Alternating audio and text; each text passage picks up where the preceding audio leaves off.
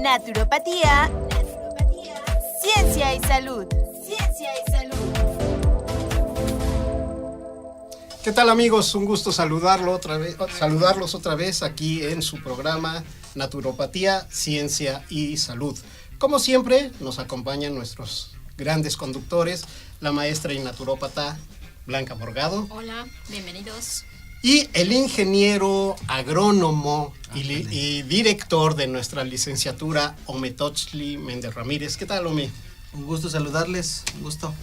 ¿Por qué lo presento así? Bueno, porque el programa de hoy es correspondiente precisamente a muchos de los conocimientos que nuestro director transmite en la licenciatura. Pero, Blanca, platícanos, ¿qué vamos a ver hoy? Bueno, pues el tema referente a que hemos tocado las materias que vemos en naturopatía, hoy toca el turno de herbolaria.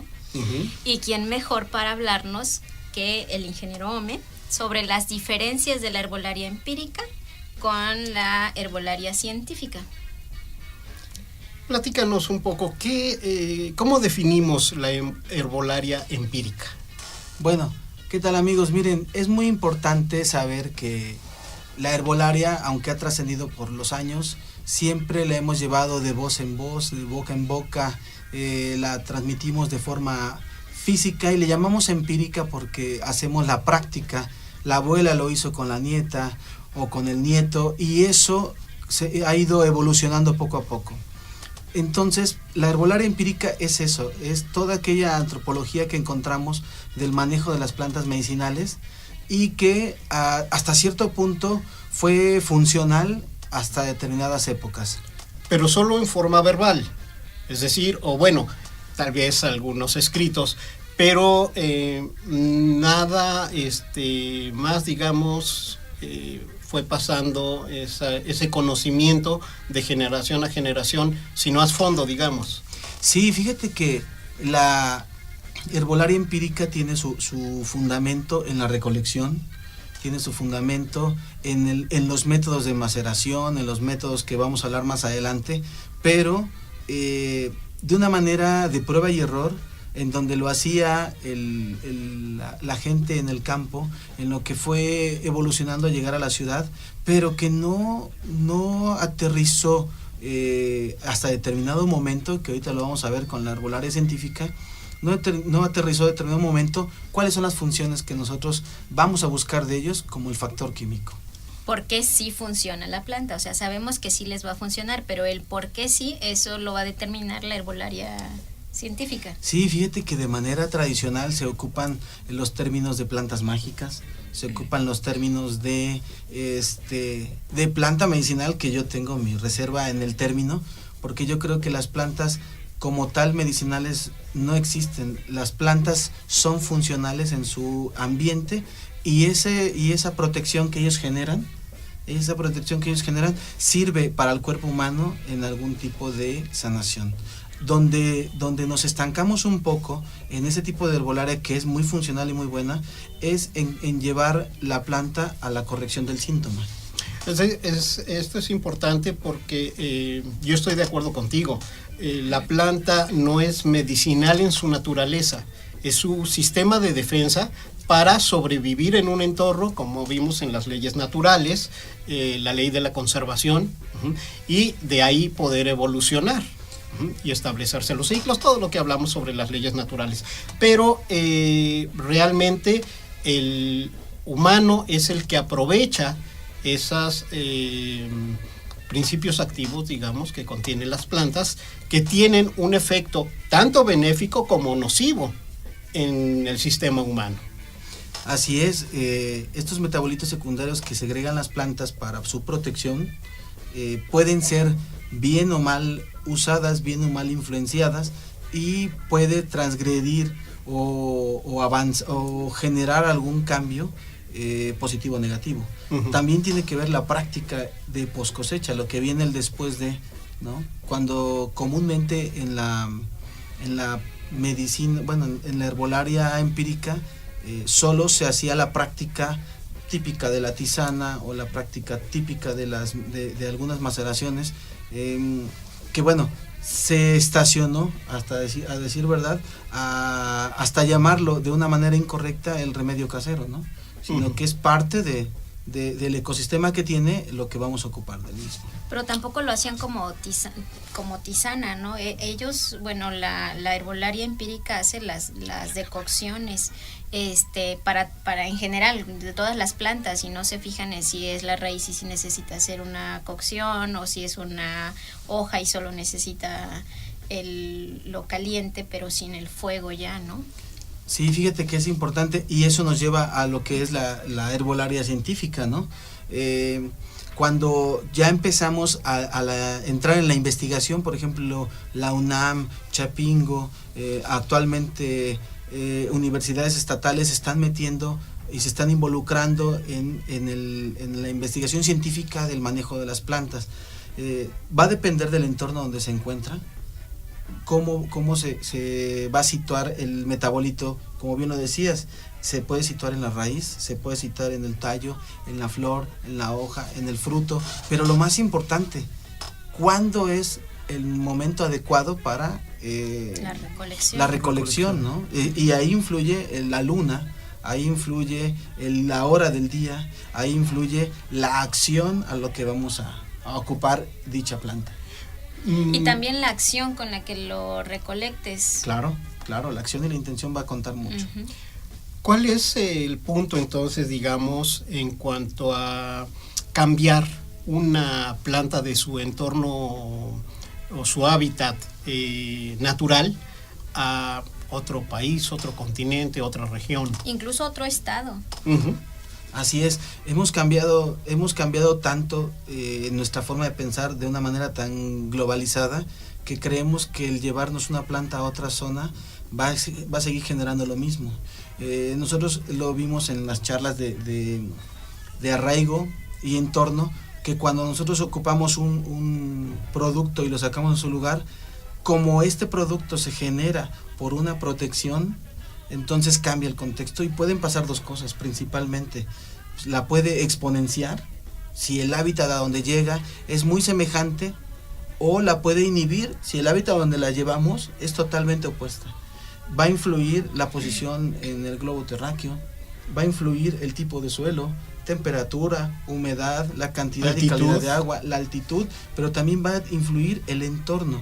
Las plantas que llamamos medicinales se concentran en una selva, en un bosque, en una estepa, pero se concentran principalmente para protegerse del mismo entorno. Uh-huh. Y cuando nosotros las llevamos a un traspatio, o a un vivero o a una maceta, en donde creemos que solamente con cuidarla y tratarla se va a poner frondosa, efectivamente ella va a dejar de sentirse desprotegida, va a responsabilizarnos a nosotros en el manejo de ella, pero por lo tanto sus factores químicos van a disminuir, porque ya no tiene contra qué competir. Claro. No va a competir contra un insecto, contra otra planta, por controlar su luz, por controlar su humedad.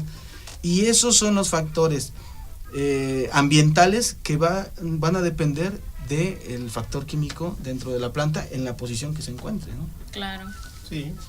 Y entonces solo nos quedamos con la idea de que tal plantita nos sirve para esto, pero no sabemos si efectivamente todavía conserva los metabolitos que producía cuando estaba en su hábitat natural, ¿no?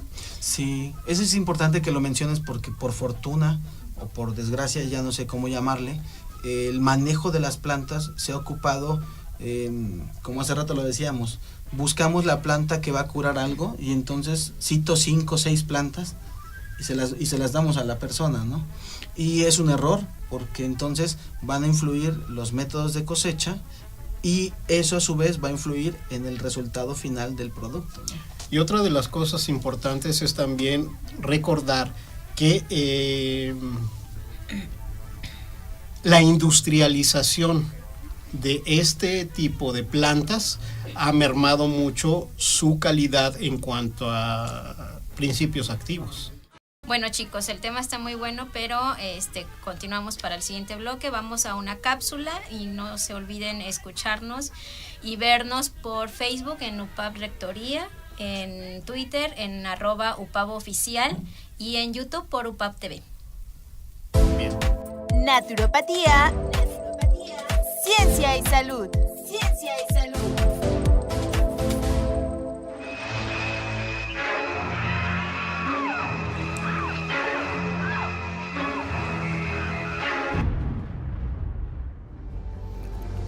Por fin terminó. Muy bien, amigos, por fin la espera ha concluido. Estamos felices de que D-Cinema va a ser parte de la nueva programación de Conexión U. Así es, todo corregido y aumentado. Espérenla. Por favor, Tere, platícales de lo que vamos a estar viendo dentro de este nuevo programa. Recomendaciones de películas, próximos estrenos, artistas, directores famosos. Bueno, la verdad es que no se lo pueden perder aquí en D-Cinema, en donde nos pueden seguir a través de YouTube como UPAP TV y Facebook como UPAP Rectoría. No se lo pueden perder. Nos vemos en D-Cinema, el mundo del cine, a través de las redes.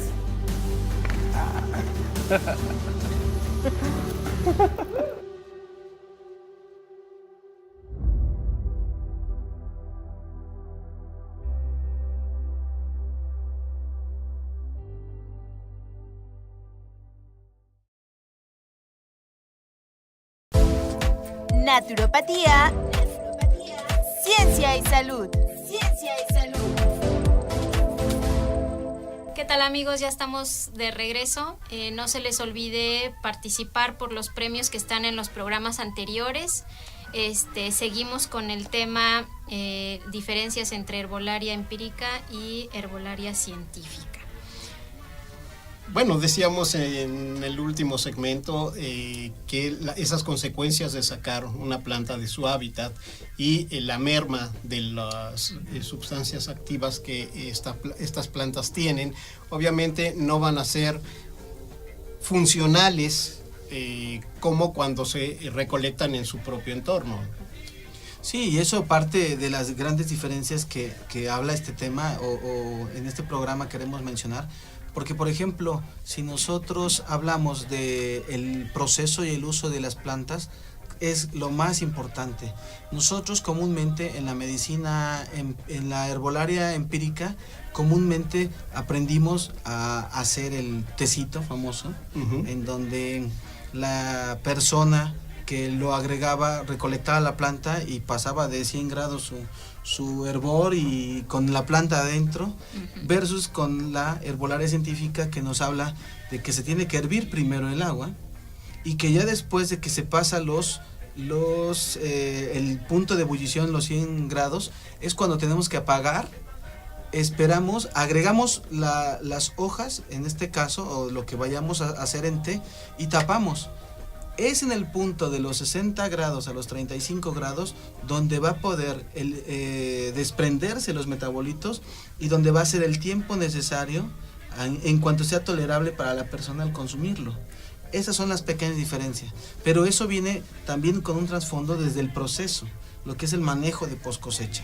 Si nosotros hablamos del proceso del corte que decíamos hace rato, de la influencia de la luna, de la influencia de la hora, también tenemos que hablar de ese manejo de post cosecha que se viene, porque la herbolaria empírica seca directo al sol, versus la herbolaria científica que te dice, que la técnica te dice que debes de secar y deshidratar en una zona bajo techo con pura aireación.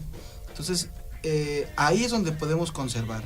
En el café que nos tomábamos ayer, por ejemplo, mencionábamos que plantas como, por ejemplo, la lavanda o el romero, que se cortan y que las encontramos en los mercados ya deshidratadas, después de 4 horas de que se cortaron, en el método tradicional, pues se pueden llevar al mercado, pero después de que se cortan, tenemos 4 horas en el método científico donde nos dice que podemos recabar la mayor cantidad de esos metabolitos o esos aceites esenciales, ¿no? Creo que aquí sería importante que platicaras esa anécdota que nos decías ayer, cuando ella fue tu alumna.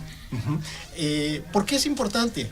La mayoría de las universidades busca la forma de enseñar al alumno a cómo deben de hacerse las cosas. Para que le salga bien a la primera. Exacto, pero lo importante es enseñarles que pueden tener una equivocación y esa equivocación llevarlos a tener una experiencia. Así es, y contrasta totalmente con la forma de educación. En la licenciatura de naturopatía, como nuestro producto es constructivista, queremos que el alumno sea el que vaya construyendo su propio conocimiento. Y por ejemplo, de la anécdota que aquí le pasó a Blanquita y a su grupo, pues fue el que estábamos en una práctica de extracción de aceites esenciales.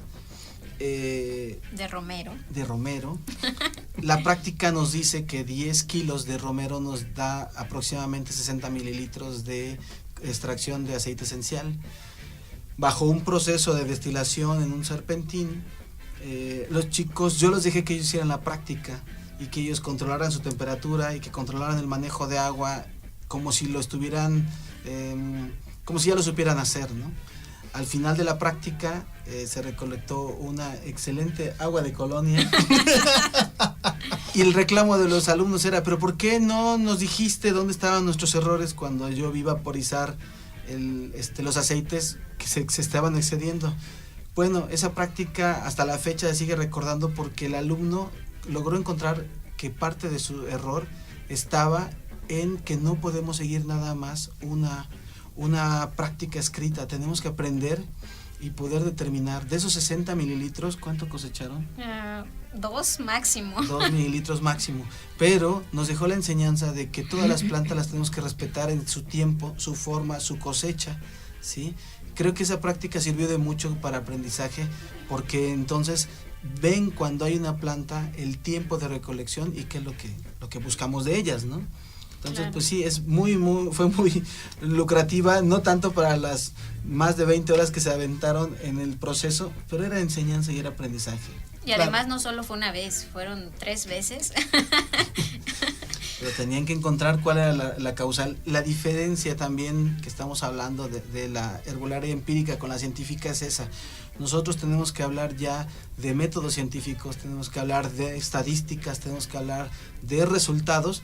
¿Por qué? Porque otra gran diferencia del proceso y uso está ahí.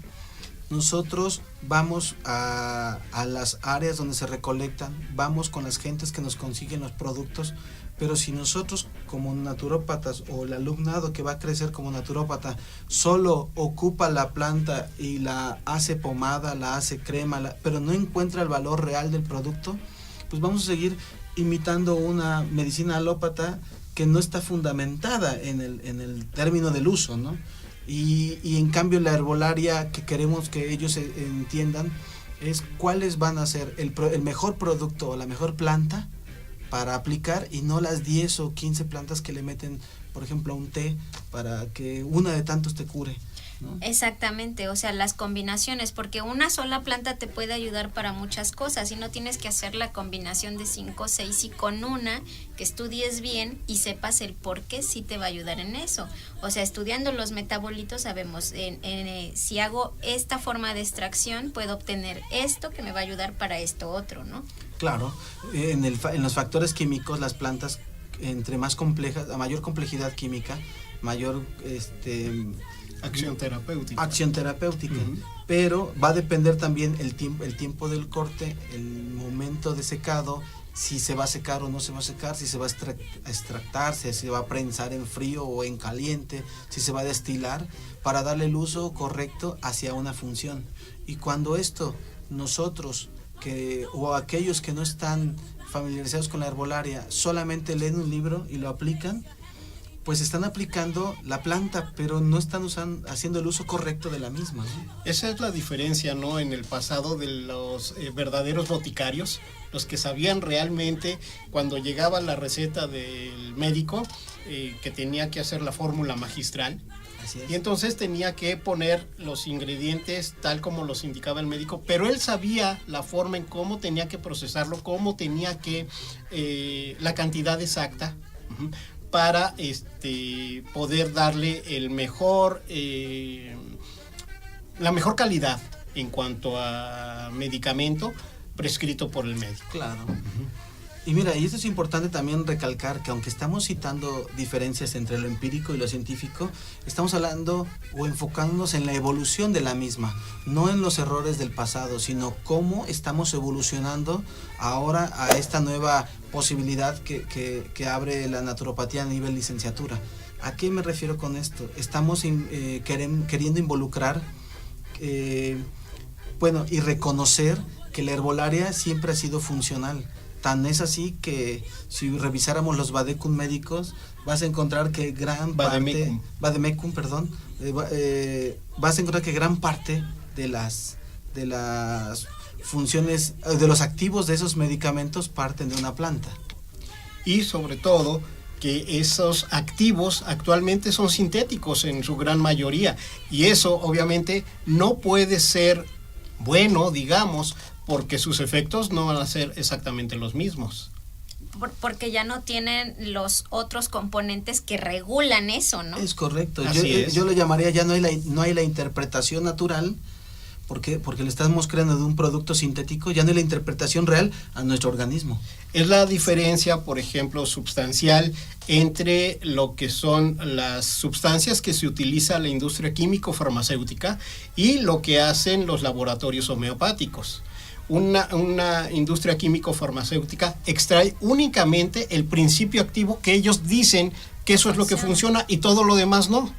Uh-huh. En homeopatía se utiliza o toda la raíz o toda la planta, o en fin, pero sin aislar los componentes para conocer exactamente el efecto en el cuerpo humano.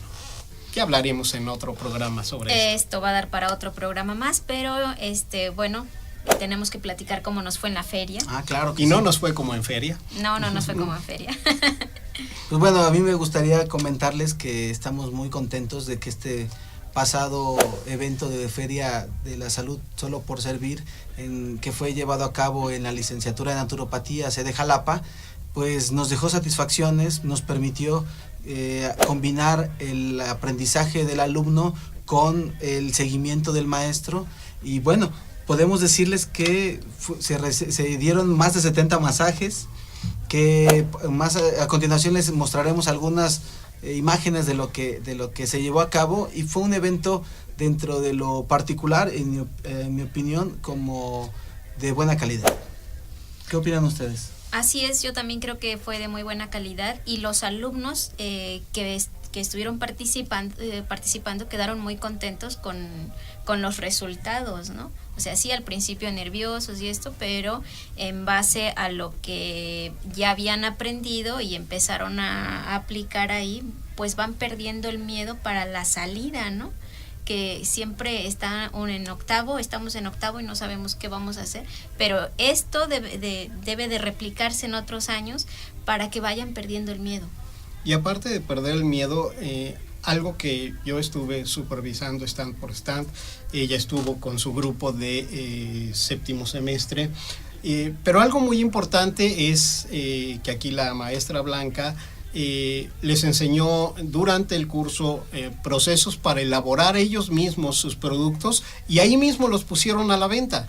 Entonces creo que es algo importante recalcar que en la licenciatura no únicamente es teoría, también es gran parte de práctica, y con maestros como Blanca, no es por ensalzarte, pero realmente los mismos alumnos se dan cuenta, ¿no?, de el valor que tiene el conocimiento de ellos hacer su propio producto. Claro, y además fue una feria incluyente porque se vieron desde primero hasta octavo semestre, y eso impactó también de manera positiva. Fíjense que los chicos de primero y segundo grado estuvieron hablando de prácticas para la salud, ¿no? El hacer el ejercicio, de nutrición, de las buenas prácticas, y hubo otros grados, por ejemplo, en donde se dieron reflexología podal, otros grados donde se dio acupuntura, el masaje de manos, en fin. Quisiéramos o creemos que el objetivo fue bueno porque también pudimos incluir a la comunidad, a la colonia, al entorno que tenemos, y no nada más es hablar de un espacio cerrado, sino que nos hemos vuelto también públicos en ese sentido, y queremos que sea para más, ¿no? Sí, que haya muchas más ferias más adelante. Muy bien. Pues bueno, hemos llegado al final de nuestro programa. Agradecemos mucho el que nos hayan escuchado y visto ahora. Blanca, gracias por estar acompañándonos aquí en el programa. Muchas gracias, es un placer. Ome. Igualmente, un placer. Pues ya saben, aquí los esperamos en la próxima emisión de Naturopatía, Ciencia y Salud.